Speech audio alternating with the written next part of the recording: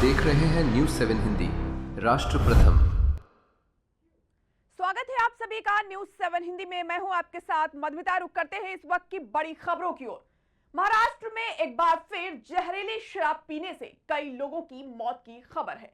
पिपरी चिचवड़ के दापोड़ी और फुगेवाड़ी इलाके में 8 लोगों की मौत की खबर है, जबकि पुणे के काले पड़र इलाके में 3 और हड़पसर इलाके में 2 लोगों की मौत हुई है। इस तरह कुल 13 लोग जहरीली शराब का शिकार हुए। बताया जा रहा है कि ये जहरीली और स्पिरिट युक्त शराब योगेश वानखेड़े नाम के युवक ने तैयार की थी। ये शराब पुणे और पिंपरी चिचवड़ के अलग अलग इलाकों में बेची गई थी। दापोड़ी, फुगेवाड़ी, हड़पसर और काले पड़र इलाके में लोगों ने ये शराब पी। कुछ समय बाद अचानक उनकी हालत बिगड़ गई और मुंह से झाग निकलने लगा। इसके कुछ देर बाद ही उनकी मौत हो गई। इलाज के लिए ले जाने के लिए से पहले दम तोड़ दिया। योगेश वानखेड़े एक अवैध शराब विक्रेता बताया जा रहा है। उसके खिलाफ पहले से कई मामले दर्ज हैं। पुलिस ने उसे गिरफ्तार कर लिया है।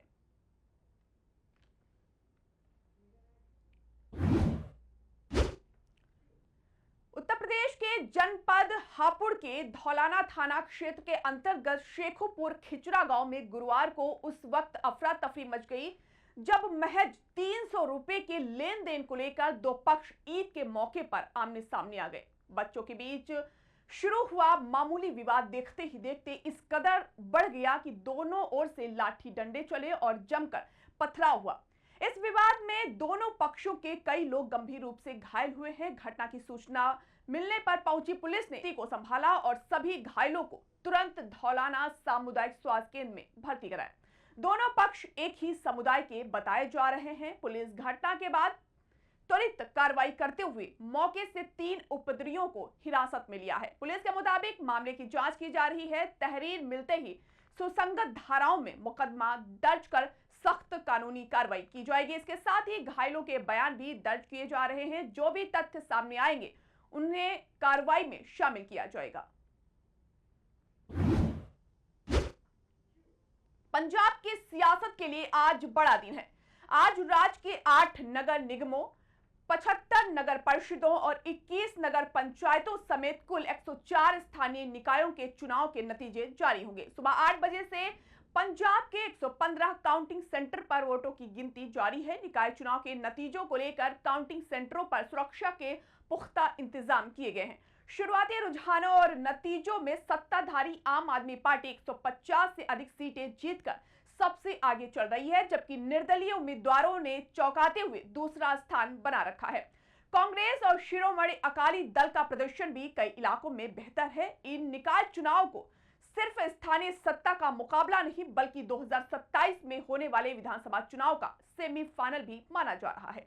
सत्ताधारी आम आदमी पार्टी के लिए ये अपनी सरकार के कामकाज पर जनता की मुहर हासिल करने का मौका है। वहीं कांग्रेस, बीजेपी और शिरोमणि अकाली दल भी अपनी राजनीतिक जमीन मजबूत करने की कोशिश में है।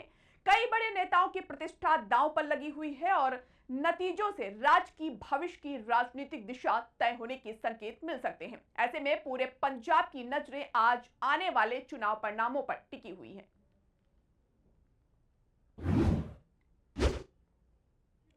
महाराष्ट्र में स्थित करीब 450 साल पुराना दुर्गाड़ी किला एक बार फिर हिंदू मुस्लिम राजनीति का अखाड़ा बन गया है।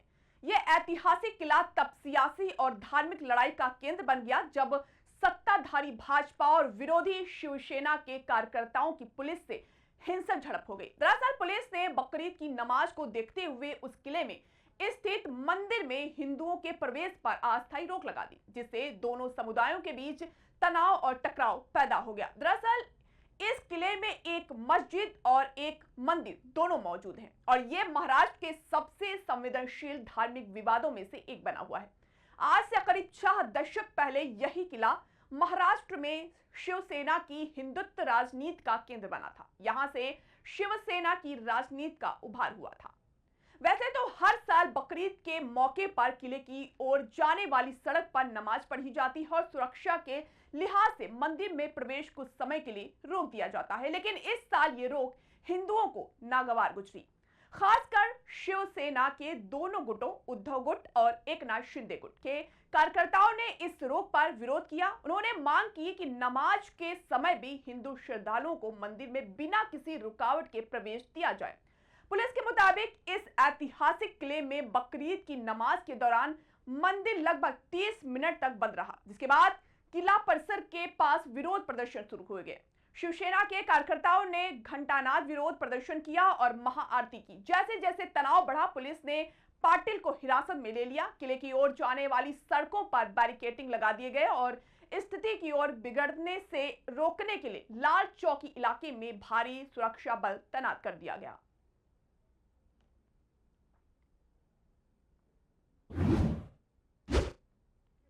उत्तर प्रदेश के मुख्यमंत्री योगी आदित्यनाथ के नेतृत्व में खाद्य और रसद विभाग ने किसानों और गरीब परिवारों के लिए मजबूत सुरक्षा कवच का काम किया है। रबी विपणन वर्ष 2017-18 से 2025-26 तक प्रदेश में गेहूं खरीद अभियान को व्यापक स्तर पर संचालित किया गया।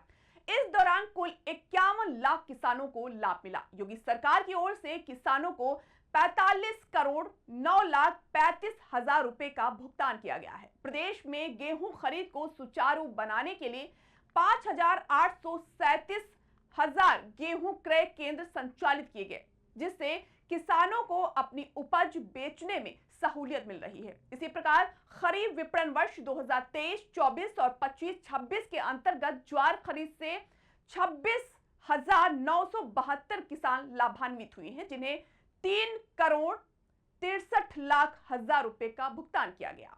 वहीं बाजरा खरीद से 1,48,718 किसानों को फायदा पहुंचा और उन्हें 1,854 करोड़ रुपए का भुगतान किया गया।